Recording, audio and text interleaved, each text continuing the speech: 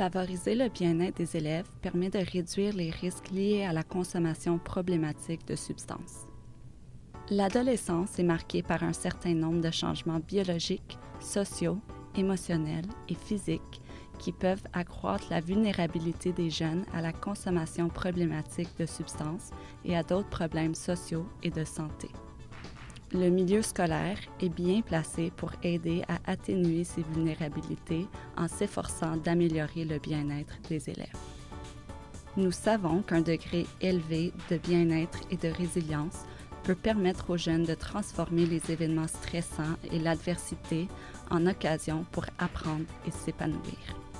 Cette réaction atténue les effets négatifs du stress et de l'adversité sur la santé et le développement des jeunes. C'est le rôle collectif des familles, des écoles, des communautés et des gouvernements de fournir aux jeunes les ressources, les compétences et les possibilités nécessaires pour soutenir leur bien-être général, ce qui peut aider à prévenir la consommation problématique de substances. Des environnements sains et stimulants permettent aux jeunes d'acquérir la résilience tout en développant et en maintenant des relations de soutien et en apprenant et en pratiquant d'importantes habiletés sociales et affectives. Imaginez une balance. Les facteurs de protection, comme les relations saines, les habiletés d'adaptation saines, l'estime de soi et le lien à l'école et dans la communauté, favorisent la santé et le bien-être en général en contrebalançant les facteurs de risque qui peuvent mener à la consommation problématique de substances, par exemple, expérience de traumatisme, de stigmatisation ou de discrimination. Il est de la plus haute importance d'avoir des relations chaleureuses et bienveillantes avec un adulte, par exemple, un parent, un enseignant ou un entraîneur. De telles relations peuvent encourager les jeunes à engager un dialogue ouvert et honnête avec ces adultes au sujet de la consommation de substances, leur donnant l'occasion de fournir des renseignements et des conseils ou de faciliter l'accès aux ressources ou aux traitements si le jeune le demande.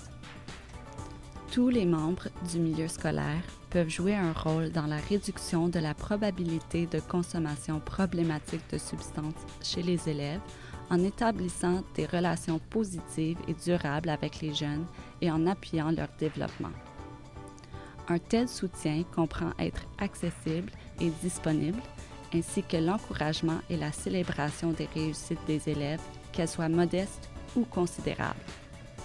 Les administrateurs peuvent développer et promouvoir l'apprentissage professionnel pour le personnel de l'école autour du renforcement de la résilience, de l'apprentissage socio-affectif et de l'utilisation de stratégies pour promouvoir la confiance et l'espoir chez tous les élèves. Le personnel enseignant peut également apporter son soutien en écoutant les élèves sans les juger, en les encourageant à réfléchir à leurs sentiments et en leur rappelant que leurs efforts sont appréciés. Quand tous les membres du milieu scolaire cultivent un environnement scolaire sûr, accueillant et sécurisant, les élèves bénéficient d'un soutien qui les aide à développer des relations positives, à découvrir leurs forces, à relever efficacement les défis et à gérer le stress. L'application de cette approche en amont peut contribuer à améliorer le bien-être et, par le même fait, à réduire le risque que les élèves aient des problèmes de consommation de substances ainsi que des problèmes de santé mentale, de violence, d'intimidation et autres conséquences néfastes. Pour de plus amples renseignements sur ce sujet, consultez notre série « Prévention de la consommation problématique de substances par le développement positif des jeunes » qui se trouve au site web du Centre pour la santé mentale scolaire à l'Université Western.